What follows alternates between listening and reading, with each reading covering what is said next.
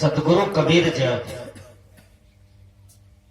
यह धराधाम पर आए उस समय पाप का प्रचंड ज्यादा था, सांप्रदायिक झंझट था, पंथवाद चल रहा था, जातिवाद चल रहा था, छुआछूत चल रहा था। ये सारे कलह मानव के बीच में लगा हुआ था। सदगुरु कबीर साहब जब विवेक की चश्मा पर देखते हैं तो दिखाई पड़ता है यहां मानवतावाद से बढ़कर कहीं कुछ नहीं है।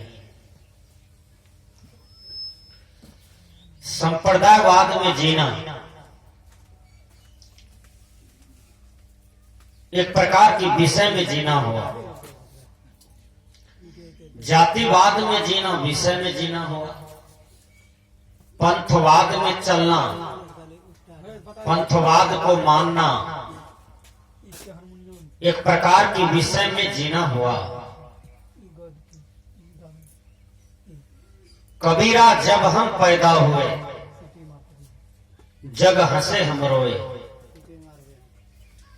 जब आपके यहाँ कोई बच्चा जन्म लेता है तो वह बच्चा हंसते हुए नहीं आता है, वह रोते हुए आता है और रोता है। बच्चा का आवाज जब रोता हुआ निकलता है तो घर वाले, जन्म देने वाले माता, सबके हृदय में खुश होता है कि नहीं नहीं एक सुंदर लाल की प्राप्ति हुई है, सुंदर पुत्र रूपी रत्न का प्राप्त हुआ है। क्योंकि रोता हुआ बच्चा का मतलब है कि जीवंतता है उसमें, ठीक है, स्वस्थ है, बढ़िया है। इसलिए परिवार के लोग खुशी मनाते हैं। कबीरा जब हम पैदा हुए जग हंसे हम रोए। मैंने कहा जिसको पुत्र रूपी रत्न की प्राप्ति होती है तो संसार के लोग हंसते हैं, खुशी मनाते हैं। कहीं डगड़ा बजाता है, कहीं थाली बजाता है, कहीं हरिया हंडी बजाता है और छठियार बढ़ी के दिन लोग भोज करते हैं कि हमको पुत्र रूपी रत्न की प्राप्ति हुई है। दादाजी नाच करते हैं, बड़े पापा नाच करते हैं, छोटे पापा नाच करते हैं, मझले पापा नाच करते हैं। पूरे परिवार में खुशियां की विभोर छा जाती है और पूरे परिवार आनंद मग्न उठते हैं। छठियार में बढ़ी में उस बच्चा का उत्सव मनाते हैं, भोज भंडारा करते हैं। जो वैष्णव है वो खीर भोजन करते हैं और जो सांकट है वो बकरी कटा करके खा लेते हैं और खिला भी देते हैं। सदगुरु कबीर कहते हैं कबीरा जब हम पैदा हुए जग हंसे हम रोए। बच्चा रोता हुआ जन्म लेता है और संसार के लोग हंसते हैं, घर परिवार के लोग हंसते हैं, खुशियां मनाते हैं। सदगुरु कबीर साहब जी उसके बाद एक मार्मिक पद बोलते हैं, वो पद है ऐसी करनी कर चलो हम हंसे जग रोए। जिस समय सदगुरु कबीर साहब जी आए उस समय भी कर्मकांड था। कर्मकांड पंडित जी का बोलबाला था। पंडित जी जो चाहते थे वो होता था। पंडित जी बुद्धिजीवी था और पंडित जी बहुत बड़ा भ्रम लगा के रखा था। वो भ्रम कई प्रकार के हैं। बीजक में मैं एक शब्द को बोलता हूं, पंडित एक अचरज बर हुई। एक मरी मोए अन्न नहीं खाई, एक मरे सिझे रसोई। करी स्नान देवन की पूजा, नौ गुण कांधे जनेऊ। हरिया हार हार थरिया मुख, अब सत कर्म बने वो। कर्म करे जहां जीव बदतु है, अकर्म करे मोर भाई। जो तोहरा के पंडित कहिए तो काको कहिए कसाई। कहत कबीर सुनहु संतु, भरम भूली दुनियाई। हरि अपरम पार पुरुषोत्तम, या गति बिरले पाई। सदगुरु कबीर कहते हैं, हे पंडित जी, एक आश्चर्य की बात है। वो क्या है? एक मरी मोए अन्न नहीं खाई, एक मरे सिझे रसोई।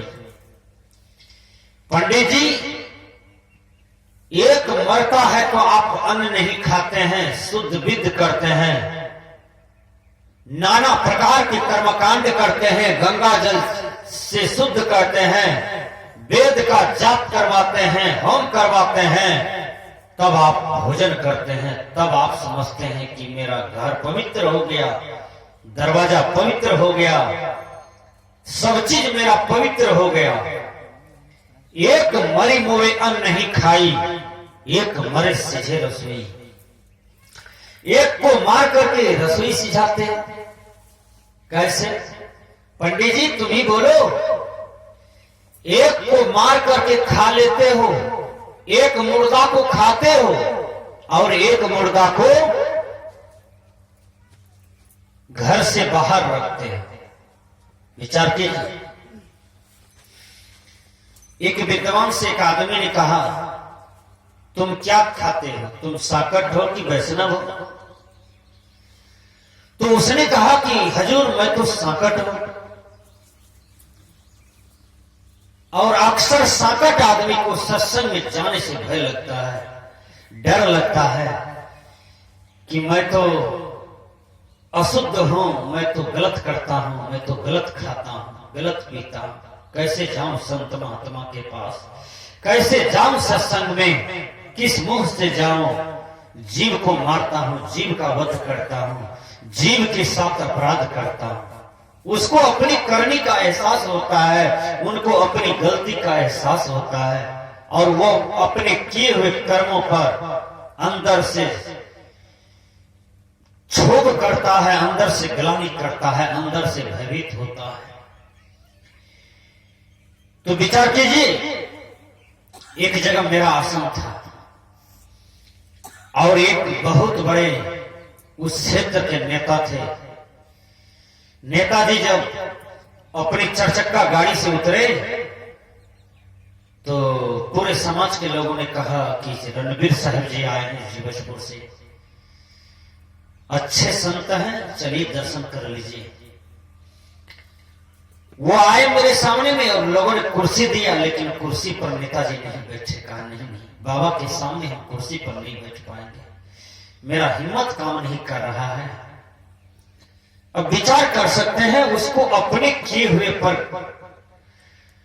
अंदर से भय होता है कि मैं साकट हूं, मैं बहुत सा कर्मी भी हूं, और एक संत के सामने कुर्सी पर बैठ जाऊं, ये मेरा हिम्मत नहीं काम करता है। मैंने कहा नेताजी बैठ जाइए, तब पर भी उसने नहीं माना और चरण छू करके प्रणाम किया। कहा बाबा, आज से मैं एक संकल्प लेता हूं कि मेरा हिम्मत एक काम नहीं करता है कि संत के सामने कुर्सी पर बैठ जाऊं, लेकिन आज से मैं एक संकल्प लेता हूं कि आज से मैं मांसाहार का त्याग कर दूंगा। ये इसी को कहते हैं साधु दर्शन से पुण्य होगा।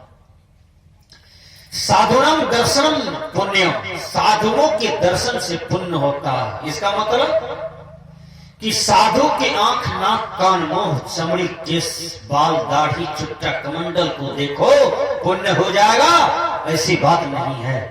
साधुओं का विचार का प्रभाव यदि आपके जीवन में पड़ गया, संत महात्मा के विचारों का प्रभाव आपके जीवन में पड़ गया, उनके ज्ञान का प्रभाव पड़ गया, उनके रहनी का प्रभाव पड़ गया, उनके शांत स्वरूप पस्त होने का प्रभाव पड़ गया, तो समझ जाइए कि संत महात्मा के दर्शन से आपका जीवन परिवर्तन हो गया। मैंने दिनांक 27 जनवरी को चंद्रकिशोर बाबू बोलते हैं, साहब इस पंचायत में आपके चरणों में सौंपता हूं।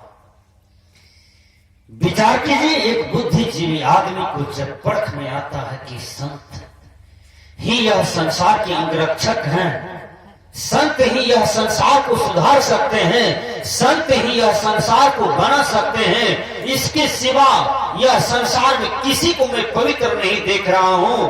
हर कुर्सी पर जो भी बैठा हुआ है वो बेईमान बैठा हुआ है, घुसखोर बैठा हुआ है, गरीब को सताने वाला बैठा है, गरीब को लूटने वाला बैठा है, जनता का पैसा मारने वाला बैठा है। एक वीडियो घर आता है, अपनी पत्नी से कहती है कि तेरा जो सर्वेंट है वो कहां गया? का सर्वेंट जी तो बर्तन मांज रहे हैं। का उनको बुलाओ, आज मुझे बहुत आमदनी हुआ है, मैं बहुत सुंदर मांस दारू पीऊंगा। पत्नी कहती है तूने किसका जेब काटा, तूने किन गरीबों को रुपया लूटा? कहा वीडियो जो बना हूं पढ़ लिख करके, एक तो मैं पहले घूस दिया और घूस दिया इसलिए आज घूस लेता हूं, क्योंकि पहले घूस दिया था इसलिए आज घूस लेता हूं। उसकी पत्नी ने कही कि आज मैं आपको खीर खिलाऊंगी और पूरी खिलाऊंगी, सब्जी खिलाऊंगी, न तो मांस बनेगा न तो दारू बनेगा। यदि मांस दारू बनेगा तो इस घर में हम नहीं रह सकते हैं, मैं अपनी मैके चलती हूं। आप जिसका जेब काटे हैं, आपने जिस गरीबों से घुसखोरी का काम किया है, आप उस गरीब के पैसे को लौटा दीजिए, मुझे अनावश्यक संपत्ति नहीं रखना है। विचार कीजिए उसकी पत्नी कितना ईमानदार थी। विचार कीजिए कि एक वीडियो को डांटते हैं कि आप मेरे पति हैं तो इससे क्या है, लेकिन आप किसी गरीब का हक नहीं मार सकते हैं। आप ईमानदारी के पैसे को कमा करके खाएं, इससे आपकी शरीर में स्वास्थ्य संपत्ति सब चीज बनेगा और सबकी आयु होगी। उसके अंदर में कितना सुंदर ज्ञान है। तो विचार कीजिए, कबीरा पंडित एक अचरज बर हो। हे पंडित जी, एक आश्चर्य की बात है। वो क्या है? एक मरी मुए अन्न नहीं खाई, एक मरे सिझे रसोई, एक को मार करके रसोई से जाते हैं। वो क्या है? एक बार की बात है, मेरा प्रवचन का कार्यक्रम अररिया जिला नेपाल बॉर्डर जोगमुरी के बगल में पथना, उसके बाद सोनापुर, उसके बाद पत्थरदेवा पड़ता है। पत्थरदेवा में जादवों की बस्ती है। रामोतार जादव, रामानंद यादव के यहां मेरा प्रवचन चल रहा था। भर गांव मेरा ही चला है, मेरा ही शिष्य है। विचार कीजिएगा। तो रामोतार यादव के यहां प्रवचन चल रहा था। रामोतार बाबू कहते हैं कि साहब जी एक बात जानते हैं? हमने कहा क्या? का यहां पर जो है एसएसबी बटालियन आया था और प्रथम एसएसबी बटालियन असामिया था।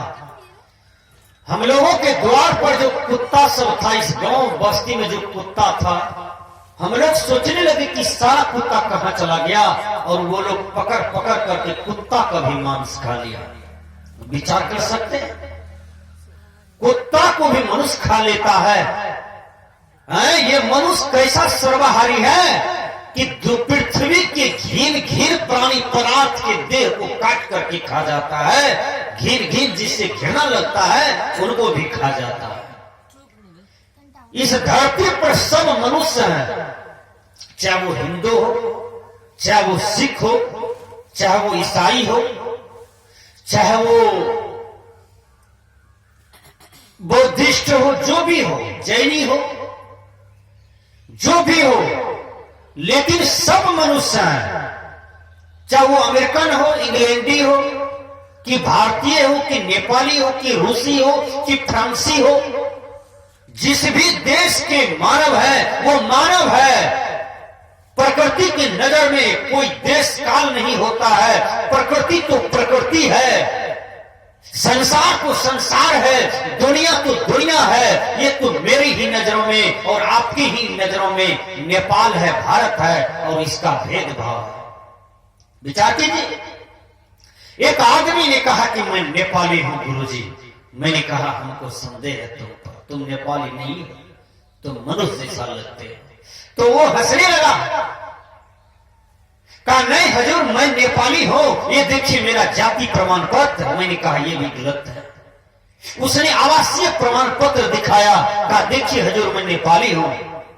फिर उसने अपना पहचान पत्र दिखाया, कहा देखिए मैं नेपाली हूं। फिर उसने खाता खतियान खेसरा दिखाया दादाजी का, पापा जी का, कहा देखिए आपको विश्वास नहीं होता है मैं नेपाली हूं। मैं नेपाल की मिट्टी को लिया और इंडिया को मिट्टी को लिया, दोनों को ये कागज में सान दिया और मैंने कहा कि अब इसको विचार करो ये किधर से नेपाली है किधर से भारत है।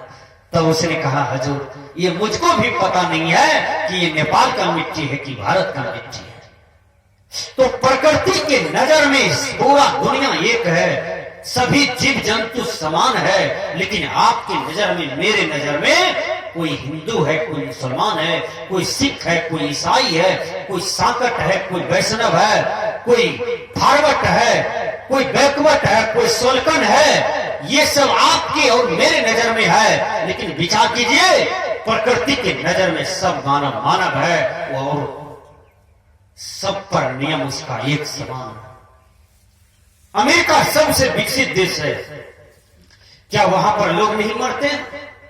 विचार कीजिए, ये कोरोना की बीमारी आई, कोरोना की जब बीमारी आई ना तो कोरोना में बहुत ज्यादा लोग अमेरिका में मर रहे थे। आज से 3-4 महीना की पहले की बात है और अमेरिका हाहाकार मच गया मरने में।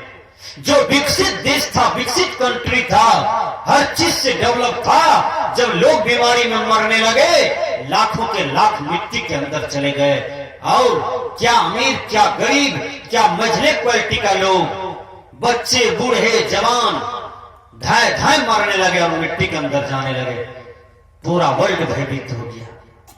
तो प्रकृति के नजर में सब मानव है, प्रकृति के नजर में कोई गोरा नहीं, कोई काला नहीं, कोई छोटा नहीं, कोई कुरूप नहीं, कोई सुंदर नहीं।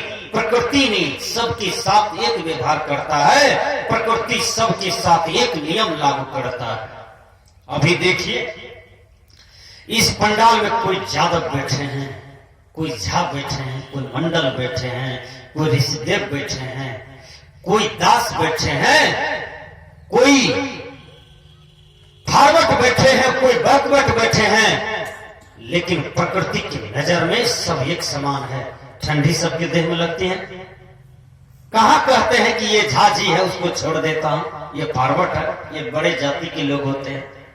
बोलिए, प्रकृति की नजर में सबका नियम एक समान होता है। इसलिए सदगुरु कबीर देव जी कहते हैं एक मरी मोए अन्न नहीं खाई, एक मरी सिझे रसोई। विचार कीजिए। तो रामोदास यादव जी कहते हैं महात्मा जी आपका प्रवचन यहां 1 महीना 7 रोज चला, लेकिन मेरे समाज में बहुत बड़ा परिवर्तन आया। बहुत सा युवक कंठी लिया, बहुत सा युवतियां कंठी ली। और विचार कीजिए मेरा 12 समाज सुधर गया महात्मा जी। लेकिन एक बात आपको आज कहता हूं कि एसएसबी भी आपका प्रवचन कल सुन रहा था और एक एसएसबी ने कान पकड़ करके मेरे सामने में कहा आपके यहाँ जो कल महात्मा प्रवचन किया है, मैंने संकल्प लिया कि और मांस खाऊंगा तो खाऊंगा, लेकिन कुत्ता का मांस कभी नहीं खाऊंगा। और फिर विचार कीजिए, मुझे भी हंसी आई। मैंने कहा रामोतर बाबू क्यों ऐसा क्यों? कहा कि आप जो बता रहे थे ना मांस के बारे में कल, तो उसने संकल्प लिया कि कोई मांस खाऊं तो खाऊं, लेकिन कुत्ता की मांस नहीं खाऊंगा, क्योंकि कुत्ता सही में सभी मनुष्य का पैखाना खा जाता है। टटका पैखाना तो खूब खाता है, लेकिन बसिया पैखाना भी खा जाता है। विचार कीजिए, एसएसबी के दिमाग में धस गया और एसएसबी ने स्वीकार किया कि मैं कुत्ते की मांस नहीं खाऊंगा। विचार कीजिए। तो सदगुरु कबीर साहब जी कहते हैं एक लड़का से हमने पूछा बेटा तुम बहुत मस्त लगते हो, कितना सुंदर शरीर है तुम्हारा, भीम जैसा लगते हो, बच्चा में हो, खेलते हो, कूदते हो, फुटबॉल में मारते हो लात और गेंद वहां चला जाता है, कितना सुंदर लगते हो देखने में बेटा, तुम मांस भी खाते हो? उसने कहा बाबा मांस बहुत खाता हूं इसलिए मस्त। हमने कहा कि तुम यदि मांस नहीं खाओगे, दूध और फल से संगति रखो तो तुम लव कुश की तरह और मस्त हो जाओगे। वो लड़का मेरी बात को मान लिया। जिस दिन से दूध और फल खाना शुरू किया उस दिन से लड़का अस्थिर हो गया और पढ़ने में मन लगने लगा। गुरु महाराज का ध्यान भी करने लगे। कोई साधु संत रास्ता से जाता था तो वो लड़का नमस्कार भी करते थे। और वो लड़का आज पढ़ लिख करके वो लड़का बिहार पुलिस की नौकरी करता है। विचार कीजिए, ये राजगंज की बात मैं कह रहा हूँ। सुखदेव पासवान का जहाँ घर है MP साहब जी का, उसी बस्ती का मैं बात कर रहा हूँ। जहाँ सुखदेव पासवान जी का घर है वहां भी मेरे 12 शिष्य मेरा ही है। मुझसे ही सब कंठ लिए हैं, क्योंकि वहां मैं 15-16 साल से जाता हूँ प्रवचन करने के लिए उस बस्ती। विचार कर सकते हैं। तो वो लड़का आज बिहार पुलिस में है और मुझे फोन करते हैं, गुरुजी मैंने आपकी कथन पर मैंने वैष्णव बना और आपके नियमों का पालन किया। मेरे माते पिते जो था दूसरे की खेत में मजदूरी करते थे। मेरा माता पिता को कभी बढ़िया साड़ी नसीब नहीं होता था, बढ़िया साया ब्लाउज नसीब नहीं होता था। मेरे पिताजी को कभी धोती लुंगी नसीब नहीं होता था बढ़िया। आज आपकी बातों आशीर्वाद से मुझे बिहार पुलिस की नौकरी मिली है। आज मेरे पिताजी के देह पर कम से कम 12-13 कुर्ता है, 12-13 धोती है और माँ को 12-13 साया साड़ी ब्लाउज का जोड़ा लगा हुआ है। और माँ भी दुआई देता है। गुरुजी सब आपकी कृपा से होता है। गुरुवर तेरी कृपा से सब काम हो रहा है। सब आप कर रहे हैं, मेरा नाम हो रहा है। सब आप कर रहे हैं, मेरा नाम हो रहा है। सब आप कर रहे मेरा नाम हो रहा है। गुरुवर तेरी कृपा से सब काम हो रहा है। हे गुरुदेव तेरी ही कृपा से सब काम हो रहा है। गुरु पर उतनी आस्था आपको होनी चाहिए, उतना श्रद्धा होनी चाहिए, उतना विश्वास होनी चाहिए।